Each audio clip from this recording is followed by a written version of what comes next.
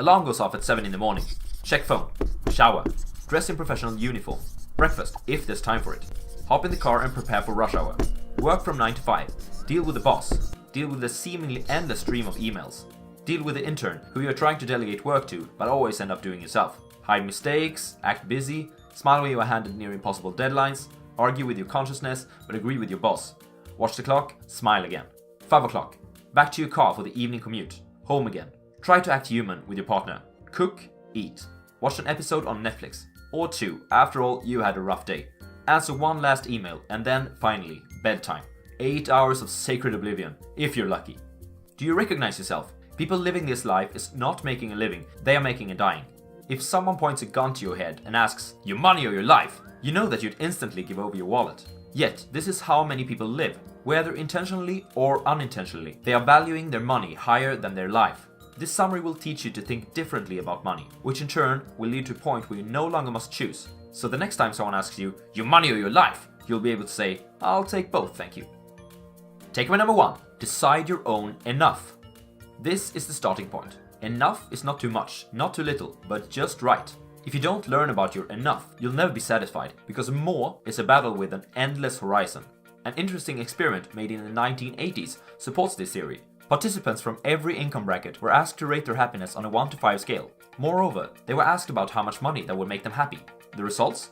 There was no significant difference between the top and bottom earners on the happiness scale. Additionally, they all had similar answers to how much money that would make them happy. They all stated 50% more than what I earn today. Researchers who have investigated the subject of money versus happiness have concluded that beyond a certain level of sufficiency, more money does not equal more happiness. Currently, this level is believed to be around $75,000 a year. Consider the so-called fulfillment curve. The graph correlates money spent to the fulfillment we feel from it. Before survival is secured, every penny seems to be shooting our satisfaction and fulfillment through the roof. Even when adding comfort and a few luxuries, fulfillment is increasing. It is important to notice when the curve starts to level out though. If you have 10 suits, but you rarely use any of them, you are probably enjoying shopping more than having and using. Most likely, you have ended up in the negative slope of the money fulfillment equation, where each additional new purchase only adds distress and distraction rather than satisfaction. It's important to notice when this starts to happen. At the top of the curve is the point of enough, and even though the amount of money that must be spent before reaching it differs from person to person, everyone has such a point. Remember that most of our needs, up to a certain point, can't be filled by new toys. People don't need new Lamborghinis. They need respect. They don't need a wardrobe filled with clothes from Dior, Gucci and Prada. They need to feel attractive. Neither do they need the most recent entertainment system. They need something worthwhile to do with their time. Takeaway number 2. Compare your lifetime income to your net worth. It's time to make peace with the past. This exercise isn't about increasing your ego or depleting your confidence. It's about reviewing your earnings and spending habits of the past. Just remember, no shame and no blame. There are 2 parts. 1. Find out how much you've earned in total. This might seem like a Herculean task, I know, but there are a few tricks to make it simpler than it seems at a glance. A. Get online records from your bank. B. Review your old resume. C. Apply for a social security statement from the Social Security Administration if you are an American. 2. Calculate your net worth. Your net worth is simply the sum of liquid and fixed assets minus your debt. Liquid assets could be cash, money in savings accounts, bonds, stocks, mutual or index funds. Fixed assets are major possessions such as your house, car or boat, but let's not forget about electronics, furniture, wardrobe, jewelry and the items that you store in the attic. Remember to use the current market values for all asset and loans. This means what you could sell or pay them back for today. Why should you do this? Because it's a great way of reassessing your prior financial choices. Many persons live their financial lives without direction or consciousness. They are like someone driving around without a destination, spinning their wheels and burning gas, but they're not getting anywhere. This step gives you the opportunity to take conscious decisions about the future of your financial situation. Maybe you realize that you haven't got too much to show for in assets compared to your lifetime earnings. Good! Then use this as a motivation for turning that trend around. Or on the other hand, maybe you realize that you have enough assets so that if you distribute them correctly, you can be financially independent immediately. Even better! Takeaway number 3. Calculate your true hourly wage. I'm going to give you a moment to think about the following question. What is work?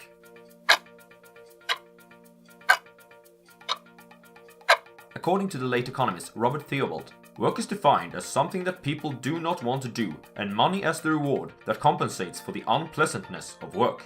Maybe your definition of work isn't as depressive as this one, but consider these various purposes that work can be and think about which ones that applies to yours.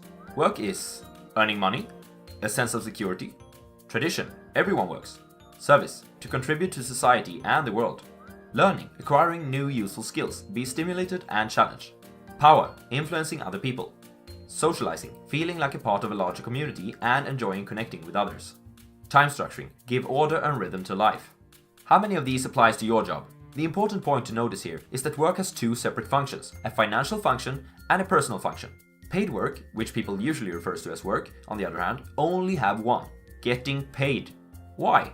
Because all the personal functions listed here are equally available in unpaid work activities. We have too high expectations on our paid employment when we think that it's going to bring us all of these. This is supported by the fact that, according to a 2014 report, only 43% of Americans said that they like their jobs. With this in mind, it does make a lot of sense to maximize how much money you get from each hour you spend at your paid work, as other activities are equally good, if not better, as personal functions. You do this not out of greed or competition, but out of self-respect and appreciation for life. The median yearly wage for the Swedish population is approximately $30,000. Let's say that people work on average 40 hours a week, 45 weeks a year. This includes 5 weeks of paid vacation plus additional days off, such as Christmas Eve. Some people would say that the hourly wage for the median Swede is therefore 30,000 divided by 40 times 45, which is equal to $16.5. But this estimate is too generous. What about all the other activities that you wouldn't have done if it wasn't for your work? They often cost both money and time. Let's include a couple of those as well. Commuting, going to your job back and forth every day. Let's say that this is another 5 hours of work each week at a cost of $80. Costuming, if the clothes that you wear to your job isn't the type that you'd normally use, this must be included too. 1 hour and $15 per week. Decompression, do you feel full of energy when you come home, or do you just want to sink into the sofa with a beer? 5 hours and $20 per week. And let's not forget about food, escape entertainment, time out vacations, job-related illness, and other expenses such as babysitting and similar. When we add these hours to working hours and subtract their cost from yearly income, we find that the median Swede is earning $6.1 per hour. And this is pre-tax even. After taxes, it will be even lower, around $4.5. With this number in mind, we can move on to the next takeaway. Takeaway number 4. Money isn't dollars, euros, or Swedish crowns even. It's life energy. After this, there is no turning back. You take the blue pill, the story ends. You wake up in your bed and believe whatever you want to believe. You take the red pill, you stay in Wonderland, and I show you how deep the rabbit hole goes. Remember, all I'm offering is the truth, nothing more. Your one and only asset and the only true currency is your life energy. This is also a currency that you can never get back. As you are trading your hours for money every day at your job, you can easily calculate how much each of your expenses costs in the form of life energy. For instance, if you earn $4.5 per hour, as in our previous example, here's how much a few items truly costs. A brand new Volvo V60, 972 working days. Your Spotify account, a quarter of a working day per month. A night at the club, 2 working days. A restaurant visit, 1 working day. Track your expenses over a month to see where you spend your life energy. Also, ask these 3 questions about every expense. 1. Did I receive fulfillment, satisfaction and value in proportion to life energy spent? 2. Is this expenditure of life energy in alignment with my values and life purpose? 3. How might this expenditure change if I didn't have to work for money? Mark each of the questions with a plus, an okay or a minus, or plus 0 minus in the case of the third question. This is a very important step. Do you see any patterns? Perhaps you realize that you spend too much energy trying to impress others with expensive luxuries, or too much energy on impulse shopping, or that you spend too little energy on your relationships and keeping yourself in shape. No matter which conclusion you draw, it's a powerful tool to see each expense as you depleting your only non-refundable asset. Takeaway number 5. Create a wall chart of income and expenses. Now that we realize that paid work and expenses are life energy consumed, it's time we find a way to conserve this one important asset. Tracking your income and expenses each month is the starting point on this journey. Put up a large piece of paper on a wall where you can see it daily. Along the x-axis, you track months, and along the y-axis, you track dollars earned/dollars spent. Plot for each month your income and expenses. Use different colors for the 2 categories. Connect each month with a line. There are 2 keys to making this process work for you. 1. Start. 2. Keep going. It is common wisdom that a journey of 1,000 miles starts with a single step. What we don't hear as often though is that you only arrive at your destination if your first step is followed by hundreds of thousands of additional small steps. Getting it past the 3-month mark with this short method most often results in people naturally and painlessly dropping their expenses by about 20%. The Swedish investor, my income is never higher than my expenses because I have so many unforeseen expenses. This is a common problem. 1 month's tax payment is another month's insurance payment, is another month's I just got myself a brand new Volvo. You must realize that these expenses are nothing unusual. With that said, always try to minimize them. For the sake of your wall shot, you may choose to split the larger extraordinary expenses over 12 months. What's important about this shot is that it will increase the gap between income and expenses for you naturally. That is, it will increase your savings. Before you started to think about financial independence, this gap would have meant more spending money. We are now going to introduce what it is to a person who cares about his or her personal finance. It's capital. Capital is money that makes money. This will introduce a new line on your wall shot: investment income. This income can come from sources such as interest, which is periodical payments from, for instance, bonds or savings accounts. Dividends, which is share of profits for owners of companies. Capital gains, which is the difference between the procurement price and the selling price of an asset. Rents, which is the cash for owning and leasing real estate. Royalties, which is the payments to owners of intellectual property, franchises, natural properties, and so on. The important part is that if you keep that gap between income and expenses, your capital will increase, and so will your investment income. Investment income is wonderful in that it will put money in your pocket without you having to trade your life energy for it. Therefore, once your monthly investment income equals your monthly expenses, you no longer need to work for money.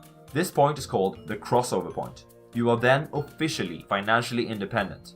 I hope you see now that with a shot like this, work won't just be another day, another dollar. Rather, it will change into another day, one step closer to financial freedom. Repetition is key, so let's go over the takeaways one more time. Advice number 1 is that you must escape the endless race of more and decide when you've had enough. Enough differs from person to person, but we all have such a point. Takeaway number 2 is to make peace with the past by recognizing your spending habits from your earlier life. To do this, compare your net worth with the total amount of money that you've ever earned. In takeaway number 3, we talked about how you can decide your true hourly salary and that paid work should be focused around maximizing this number. Number 4 is probably the most important takeaway in the book, and that is that money is life energy. Every expense that you have is depleting this energy.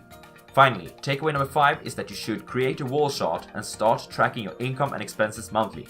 Done right, this will increase your gap between income and expenses, which will allow you to generate more investment income. Investment income is what will make it possible for you to answer, "I'll take both, thank you," when someone asks you, "Your money or your life?" Thanks for watching!